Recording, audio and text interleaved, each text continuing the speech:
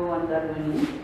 අද මම 11 වෙනි ශ්‍රේණියට නියමිත 6 වෙනි පාඩම වන මිනිස් දේහ ක්‍රියාවලි කියන ලොකු පාඩමක් එක. ඒක යටතේ එක කොටසක් මිනිසාගේ රුධීර සංසරණ ක්‍රියාවලිය. ඒ පාඩම තමයි මම අද අදහස් කරේ ඔයගොල්ලෝ වෙන බෙදා ගන්න. ඒකම මිනිස් රුධීර සංසරණ ක්‍රියාවලිය. එතකොට මිනිසාගේ රුධීර සංසරණය ගැන කතා කරන්න ඉස්සර වෙලා අපි මිනිසාගේ රුධීරයේ සංයුතිය ගැන කතා කරලා හොඳයි කියලා මට හිතුණා. ඒ නිසා මම ඉස්සරහාම කියනවා මිනිසාගේ රුධීර සංයුතිය. මිනිසාගේ රුධීර සංයුතිය.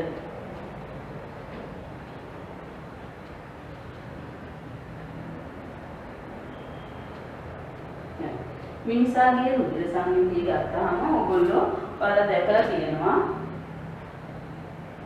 ලැබ් එකක. එහෙම නැත්නම් ඔයගොල්ලෝ ලේ එකක් චෙක් කරන්න ගියාම ඔයගොල්ලෝ දැකලා තියෙනවා ටෙස්ට් ටියුබ් එකට රුධිරය කොටසක් ගන්නවා. එතකොට ඒ රුධිරය අරගෙන ඒක පරීක්ෂණ නලයකට රුධිරය අරගෙන ඒ රුධිරය කේන්ද්‍රාභිසරණය කියන ක්‍රියාවලියට භාජනය කරනවා. කේන්ද්‍ර අභිසරණය.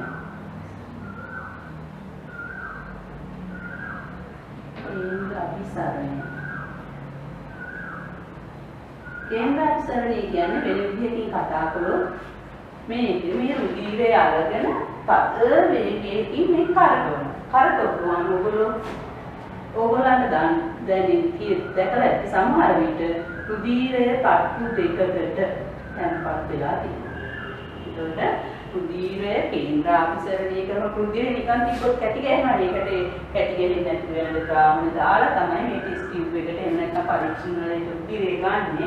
අරගෙන ඒක කේන්ද්‍රාභිසරණ ක්‍රියාවලියට වාදනය කරනවා. ඉතින් තාම තදින් කරකවුවාම මේ රුධිරයේ බර ඒවා පහළට තැන්පත් වෙනවා. බර අඩු ඒවා ඉහළට තැන්පත් වෙනවා. ඔයගොල්ලෝ දන්නවා රුධිරය කියන්නේ ද්‍රව මාධ්‍යයක්. මේ ද්‍රව මාධ්‍යයේ වැඩිපුරම තියෙන්නේ රුධිර ප්ලාස්මය. ඒකේ තියෙනවා රුධිර ප්ලාස්මය රුධිරයෙන් ගත්තාම 155.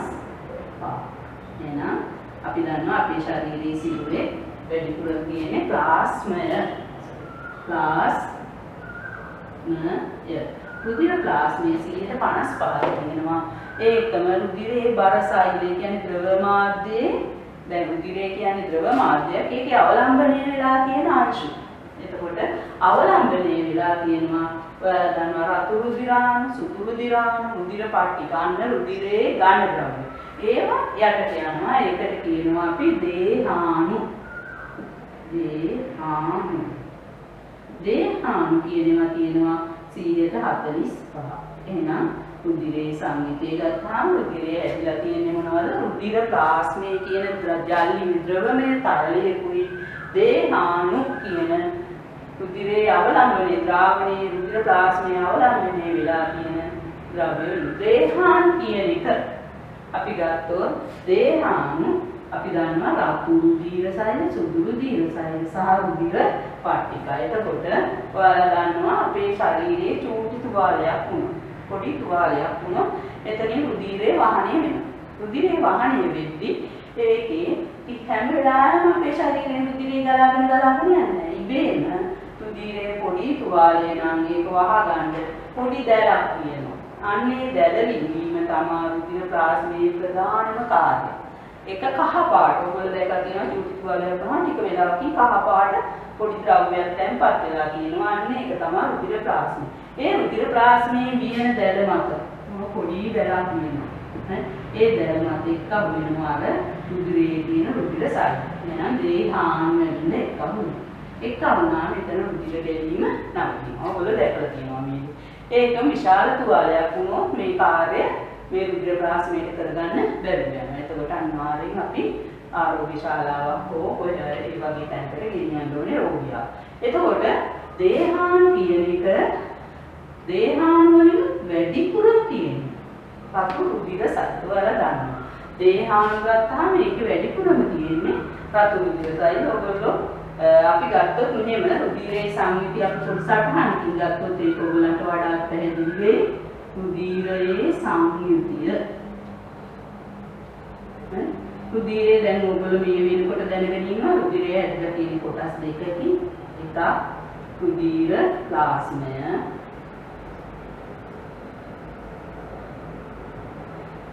අනිත් එක රුධිර සායන දේහාණු. දැන් ඊට පස්සේ අපි දැන් රුධිර ප්ලාස්මයේ කාර්යයන් ගැන කතා කරමු. රුධිර ප්ලාස්මයෙන් තමයි ප්‍රධානම ඔයගොල්ලෝ මේ වෙද්දි දැනුවත් මොකද්ද?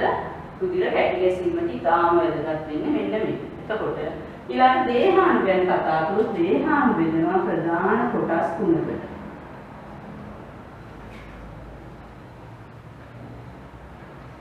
පළවෙනි එක සුදු රුධිරාණු.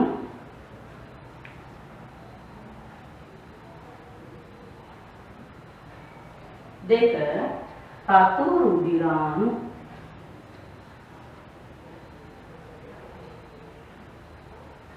අනිත් එක රුධිර පට්ටිකා.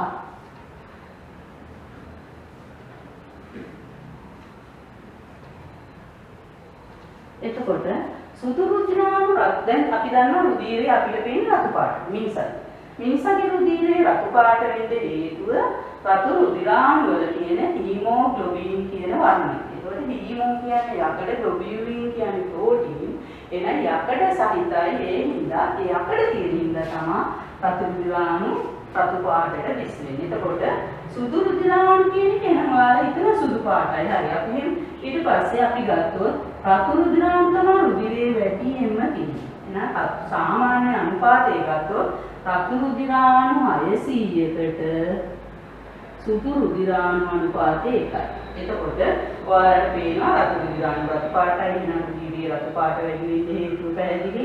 රතු රුධිරාණු 600ක් තියෙද්දි සුදු රුධිරාණු 1යි තියෙන්නේ අපේ නිරෝගී පුද්ගලයෙකු. ඒකම රතු රුධිරාණු ගත්තාම රුධිරයේ ඝන මිලිමීටරයක මිලිමීටරයක ලක්ෂ 5ක පමණ ප්‍රමාණයක් රතු රුධිරාණු තියෙනවා. එතකොට අපි වෙන විදිහකින් කතා කළොත් ඝන මිලිමීටරයක මොකද්ද කියන්නේ ලක්ෂ 5ක්. එතකොට ලක්ෂ 5ක් කියනවනේ මේකේ සුදු රුධිරාණු ගලව ගත්තොත් ඔයාලට පැහැදිලි ලක්ෂ 1ක්වත් නැහැ. එහෙනම් වැඩිපුරම රතු රුධිරාණු අනුපාතය වැඩි කියන එක ඔයගොල්ලන්ට පැහැදිලි. එතකොට එන රුධිරේ ඊට පස්සේ අපි ගත්තොත් හැමෝගෙම රුධිරේ රතු පාට නෙමෙයි. අපි දන්නවා මිනිස් වර්ගයාගේ නැත්නම් ශීලපායින්ගේ රුධිරේ රතු පාටයි. ඒක මොනවාලා කියනවා ඉස්සා. ඉස්සා ගත්තාම ඉස්සගේ රුධිරේ මොන පාටද? ඉස්සගේ රුධිරේ නිල් පාටයි කියලා කියනවා. එතකොට නිල් පාට වෙන්න හේතුව තමයි හීමෝසයනීන්. හිමෝසයනීන් කියන්නේ නිල් පාට වර්ණ කියලා. එතකොට ඔයගොල්ලෝ තව අහලා තියෙනවා ඔයාලා වර්ගීකරණයේ පාඩමේ තියෙනවා නෙරේස් පත්තේ වන්න. එයාගේ රුධිරේ මොන පාටද? කොළ පාට. එතකොට එයාගේ රුධිරේ කොළ පාට වෙලා තියෙන්නේ එයාගේ කියනවා ක්ලෝරෝක්වින් කියලා කොළ පාට වර්ණයක්. එහෙනම් අපි දැන් මේ ගැන දන්නවා.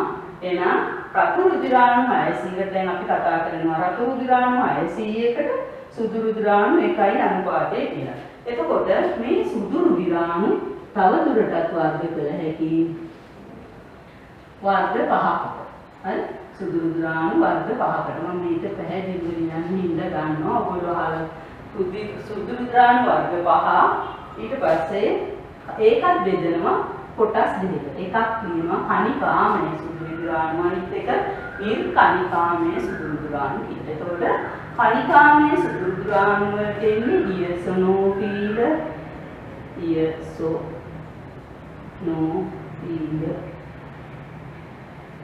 බේසෝෆීල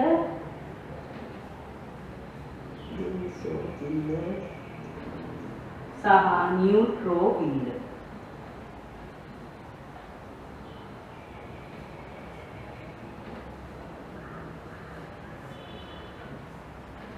එතකොට මෙන්න මේවා මොනවද කියන්නේ අපි කණිකාමය සුදු රුධිරාණු. කණිකා එහෙනම් පොඩි පිතා කුඩා ටික් වගේ ඒවා ඔයාලා දකින්න පුළුවන් නිදර්ශකයක් බලන්න. කණිකාමය ඊළඟට ඕගොල්ලන්ට නිර්කණිකාමය මම කතා කරනවා. නිර්කණිකාමය දෙකක් තියෙනවා. ඒ දෙක තමයි වසා සෛල සහ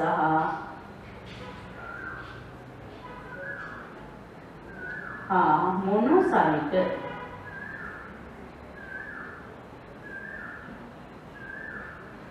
මෙන්න මේ දෙක අයිති වෙන්නේ නිර්කාණිකාමය. නිර්කාණිකාමය සුදුරිදුරාණු විදිහට. එහෙමනම් දැන් ඔයාලට සුදුරිදුරාණු වර්ගීකරණය කළ කොටස් දෙකකට එකක් කණිකාමය සුදුරිදුරාණු අනිත් එක නිර්කාණිකාමය සුදුරිදුරාණු. එතකොට ඔයාලා දන්නවා අපේ රුධිරගත අපි රෝගී වුණාම රුධිරගත වාර්තා රුධිරගත රෙකෝඩ්ස් ඒ කියන්නේ බ්ලඩ් රිපෝර්ට්ස් ගත්තාම මෙන්න මේවල පැහැදිලිව ඉයසනෝෆිල් කොච්චරද බේසෝෆිල් කොච්චරද නියුට්‍රෝෆිල් වාසාසයිට මොනොසයිට වල අණු ප්‍රමාණයක් දාලා තියෙනවා ප්‍රතිශත විදිහට. එතකොට මෙන්න මේ ප්‍රතිශත සංසන්දනය කරලා ඒ දොස්තර මහතුරු එහෙම නැත්නම් ඒ වෛද්‍යවරු තීරණය කරනවා මෙයා මොන වගේ රෝගී තත්ත්වයකින් පෙළෙනවද. එතකොට ඔයාලට දැන් මේ දවස්වල පැතිවස් මේ දවස්වල තියෙන කොරෝනා වෛරසය නිසා ශරීරයේ මොන සුදුසු වර්ගයේද වැඩිපුර තියෙන්නේ වසාසයිල. මෙන්න මේවා ඉතාම වැදගත්. වසාසයිල අනුපාතයේ තියෙනවට වැඩිය විශාල ප්‍රමාණයක් මේ වසාසයිල වර්ධනය වෙලා තියෙනවා කොරෝනා වෛරසතර වෛරස තත්ත්වවලදී බැක්ටීරියා ආසාදනවලදී වැඩි වෙන්නේ රුධිරයේ තියෙන වසාසයිල කියනවා. ඒකට ඔයගොල්ලෝ දැනුවත් වෙන්න ඕනේ මේ වෙද්දී මේ අපේ රටේ පවනන්නම ඕලීය වසංගතයක් වෙලා තියෙන මේ කොරෝනා වෛරසයේදී මොනවද වැඩි වෙන්නේ රුධිරේ මොනවද සුදු රුධිරාණු වල වසාසයිල ප්‍රමාණාත්මකව තා විශාල ලෙස වැඩිවීමක් සිද්ධ වෙනවා. ඊට පස්සේ අපි දැන් රුධිර සංගීතය කතා කරලා අපි මේවල කාර්යයක් පොඩ්ඩක් කතා කරමු. දැන් ඔයගොල්ලෝ ප්ලාස්මේ කාර්යය දන්නවා. මම නැවතත් මතක් කරන්න රුධිර ප්ලාස්මේ ප්‍රධානම කාර්යය මොකද්ද? ද්‍රව්‍යමය දෙයක් එහෙට මෙහෙට ගෙනියනවා. එහෙනම් මෙන්න රුධිර ප්ලාස්මේ ප්‍රධානම කාර්යය තමයි මේවා පෝෂක ද්‍රව්‍ය අරන් යනවා. එතකොට ඒට අමතරව හෝමෝන අපේ ශරීරයට අවශ්‍ය ඖෂධ ඔක්සිජන් අන්න ඒවා සේරම අරන් යන රුධිර ප්ලාස්මේ ද්‍රව්‍යමය තරලයක් විදියට ශරීරයේ පුරා පරිවහනයට ඉතාම වැඩි. ඊළඟට දේහාණු ගත්තාම සුදු රුධිරාණු වල ප්‍රධානම කාර්යය තමයි විස බීජ භක්ෂණය. ප්‍රධානම කාර්යය විස බීජ භක්ෂණය. විස බීජ භක්ෂණය කිව්වහම අපි දන්නවා අපේ ශරීරයේ රෝග ආසාදනයේදී මෙන්න මේ වගේ තියෙන අනුපාත විශාල වෙනස් වීමක් ගැන මම කතා කළා. මේ අනුපාත වෙනස් වීම කරනවා. එහෙනම් සුදු රුධිරාණු වලින් තමයි ශරීරයේ තියෙන රෝගී තත්ත්වයන් ගොඩාක් වෙලාවට හොයාගන්න පුළුවන්. ඔයාලා දන්නවා ලියුකේමියා වගේ තත්ත්වයක ඒත් වැඩි වෙන්නේ සුදු රුධිරාණු ප්‍රතිශතය. ඊළඟට ඔයාලට කිව්වොත් අපි ඩෙන්ගු එතකොට මීයුන් අන්න ඒ වලදි වැඩි වෙන්නේ මෙන්න මේ වල තියෙන මේ වසාසයිල අනුපාතය. ඒක ඕගොල්ලන්ට සුදු රුධිරාණු වල කණිකාමය සහ නිර්කණිකාමය ආකාර දැන් ඔයගොල්ලෝ පැහැදිලිවම දන්නවා. මේවල නියත ප්‍රතිශතයක් නියත ප්‍රතිශතයක් සාමාන්‍යයෙන් නිරෝගී පුද්ගලයන් තුළ රුධිරගත වාර්තාවල තියෙනවා. පැහැදිලිව දකිනකොට වෛද්‍යවරු වෛද්‍යවරු ගන්නවා අපි අසනීප වුණාම එහෙම නැත්නම් රෝගී තත්ත්වයකටපත් වුණාම මෙන්න මේ බ්ලඩ් රිපෝට් එකක් ගේන්න තියෙනවා. එහෙම නැත්නම් රුධිර වාර්තාවක් ගේන්න තියෙනවා. මේ වාර්තාවේ මෙන්න මේ වල තියෙන අනුපාත වෙනස් වුණාම ඒ වෛද්‍යවරයා තීරණය කරනවා මෙයාට මෙන්න මේ වගේ දෙයක් කියලා කියන්න පුළුවන්. අපි දැන් උදාහරණයක් විදිහට මේ දවස්වල තියෙන කොරෝනා වෛරසය. එතකොට කොරෝනා වලදී වැඩි වෙන්නේ කොරෝනා වෛරස් තත්ත්වයේදී වැඩි වෙන්නේ සුදු රුධිරාණු වල තියෙන මෙන්න මේ වසාසයිල කියන එක. එතකොට ඒ අනුපාතය වැඩි වෙලා නම් එයා තීරණය කරනවා මේ මොකක් හරි මෙන්න මේ වගේ වෛරස ආසාදනයක් කියලා. ඊළඟට අපි ගත්තොත් සුදු රුධිරාණු වැඩිවීම සමස්ත සුදු රුධිරාණු වැඩිවීමේදී එක ලක්ෂණයක් ඔයගොල්ලෝ දන්නවා තව රෝගයක් ලියුකේමියාව. කොහොමද ලියුකේමියාවෙදිත් වෙන්නේ? සුදු රුධිරාණු ප්‍රමාණය රුධිරයේ අසාමාන්‍ය ලෙස වැඩි වෙනවා. ඊළඟට මම කතා කරනවා රතු රුධිරාණු. රතු රුධිරාණු ඔයගලන්ට මතකයි මම කිව්වා රුධිරයේ තියෙනවා ඝන මිලිමීටරයකට ලක්ෂ 5ක ප්‍රමාණය. ලක්ෂ 4 ප්‍රමාණයක්. එතකොට මෙන්න මේ ලක්ෂ 4 5 ප්‍රමාණය තියෙන්නේ වතුරු ද්‍රාවණ වලින් තමයි රුධිරයේ වැදගත්ම කාර්යය සිද්ධ කරන්නේ. මොකද්ද? ඔක්සිජන් කාබන් ඩයොක්සයිඩ් පරිවහනය. කියන්නේ අපේ ශ්වසන ක්‍රියාවලියට දායක වෙන්නේ ප්‍රධානම වතුරු ද්‍රාවණය. එතකොට වතුරු ද්‍රාවණ අසාමාන්‍ය ලෙස අඩු වුණාම නීරක්තිය කියන රෝග ලක්ෂණ. නීරක්තිය මතකයි. නීරක්තිය කියන්නේ රුධිරයේ තියෙන වතුරු ද්‍රාවණ අඩු වෙනවා නම් ලේ හිගකමක්. එහෙම නැත්නම් ශරීරයේ සුදු මැලීම අන්න ඒ වගේ රෝගී තත්ත්ව ඇති වෙනවා. ඊළඟට ඔයගලන් මම තව උදාහරණයක් දෙන්න. සුදු ද්‍රාවණ වලින් දැන් හැදෙන රෝගයක් දන්නවා. වතුරු ද්‍රාවණ වලින් හැදෙන රෝග දන්නවා. දැන් මම කියනවා රුධිර පට්ටිකා. ඔයගොල්ලන්ට මතකයි ඩෙන්ගු ආසාදනයේදී ඔයගොල්ලෝ දකිනවා රුධිර පට්ටිකා යන ප්ලේට්ලට් ප්‍රතිශතය. ප්ලේට්ලට් ප්ලේට්ලට් අසාමාන්‍ය ලෙස අඩු වීම තමයි මේ රෝගයේදී ලක්ෂණ. එහෙමනම් ඔයාලට දැන් පැහැදිලි රුධිරයේ සංයුතියේ වැදගත්ම වෙන්නේ දේහාණු අනුපාත අනුව අපේ ශරීරයේ තියෙන රෝගී තත්ත්ව තීරණය කරනවා. එසේනම් ඔයගොල්ලෝ දැන් මේ වෙද්දී මිනිසාගේ රුධිරයේ සංයුතිය කියන එක ඉතාම පැහැදිලිව දන්නවා. සංයුතියේ හැදිලා තියෙන කොටස් දෙකකින් පළවෙනි එක රුධිර ප්ලාස්මය. ඒක තියෙනවා 55. දෙවෙනි කොටස බරයි. ඒ හින්දා කේන්ද්‍රාභිසරණය කරපුවාම පහළට දීලා තැන්පත් වෙලා තියෙන එක 45ක් ප්‍රමාණයක් 100ට තියෙනවා. දේහාණු බෙදුවා අපව කොටස් තුනකට මොනවද? සුදු රුධිරාණු, රතු රුධිරාණු සහ රුධිර පට්ටිකා. මම කියවා මෙතනින් වැඩි රතු රුධිරාණු සුදු රුධිරාණු වල අනුපාතය රතු රුධිරාණු 600කට සුදු රුධිරාණු 1යි කියලා කිව්වා.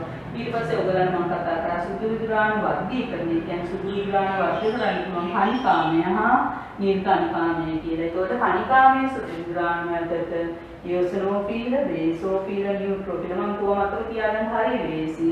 පිල කියනවා කියන්නේ කණිකාමයේ ඒවා වල. ඊට වසාසයිතයි මොනසයිතයි. ඒකට ඒ දෙක නිර්කණිකාමය. දැන් ඔයගලන්ට දේහාණු ගැන දැනීමක් තියෙනවා. එහෙමනම් අපි දැන් ගමු ප්ලාස්මය. රුධිර ප්ලාස්මය. අපේ ශරීරයේ රුධිර ප්ලාස්මය ගත්තාම ප්ලාස්මයෙන් 192ක්. රුධිර ප්ලාස්මයෙන් 192ක්ම තියෙන්නේ මොනවද? පුතේ ජලය. ඒ ද්‍රව්‍ය මාධ්‍යයන්ට එන ජලය 192ක්ම ජලය. ඊට අමතරව වැඩිපුර තියෙනවා එක ප්‍රෝටීන, පෝෂක, අයන වර්ග, ඖෂධ වගේ තව ගොඩ ඖෂධ ඔන්න ඔයගේ කොටස තියෙන. ඒකට ඔයාලට පේනවා ඇති රුධිර ප්ලාස්මය ගත්තාම 192ක් ජලය. එහෙමනම් ඉතුරු 108 තමයි තියෙන්නේ මෙන්න මේවා. ප්‍රෝටීන, පෝෂක, අයන, ඖෂධ ඊළඟට ඔයගලන්ට විවිධ වායු වර්ග අපි එකක් නියමකෝ. අපේ ප්‍රධානම දේ ඒ කියන්නේ වායු. වායු කියුවාම ඔයාලට ප්‍රධානම මතක වෙන රුධිර විතරණකාරී ඔක්සිජන් කාබන් ඩයොක්සයිඩ් පරිවහනය න. ඔයාලට පේනවා ඇති අපේ ශරීරයේ තියෙන රුධිර ප්ලාස්මයේ 192ක් ජලය. ඉතුරු සියල්ලම තියෙන්නේ 108යි. එතකොට මේකේ තව තියෙනවා අපද්‍රව්‍ය. එහෙනම් අපි ඔය විදිහට කතා කරලා අපද්‍රව්‍ය වගේ දේවල් එන. එතකොට එහෙමනම් ඕගොල්ලෝ මේ වෙද්දී රුධිරයේ සංයුතිය දන්නවා. රුධිරයේ සංයුතිය, රුධිර ප්ලාස්මය හා දේහාණු, එහෙනම් දේහාණු වල වර්ග ටික දන්නවා, ප්ලාස්මයේ වර්ග ටික දන්නවා, මෙන්න මේ ප්ලාස්මයේ තියෙන ද්‍රව්‍ය දන්නවා. එතකොට රුධිරයේ සංයුතිය ගැන දාලා අදහසක් ඕගොල්ලන්ට ලැබෙනවා. ඕගොල්ලන්ට දැන් තියෙන්නේ මේ පෙළ පොත උපයෝගී කරගෙන මම දෙනවා කුඩා ප්‍රශ්න දෙකක්. අන්න මේ ප්‍රශ්න දෙකට උත්තර ලියුවා නම් ඔයගොල්ලෝ ගොඩාක් සාර්ථක වෙයි. පළවෙනි එක ලියා ගන්න රුධිරයේ කෘත්‍යයන් මොනවාද? දෙක සුදු රුධිරාණු, රතු රුධිරාණු හා රුධිර පට්ටිකා යන ඒවායේ කෘත්‍යයන් වෙනම ලියන්න. එතකොට එහෙමනම් මේ පාඩමේ ඉතුරු කොටස අපි ඉදිරි දවසක කරමු. එනවා ඔබ සමට ආරම්භ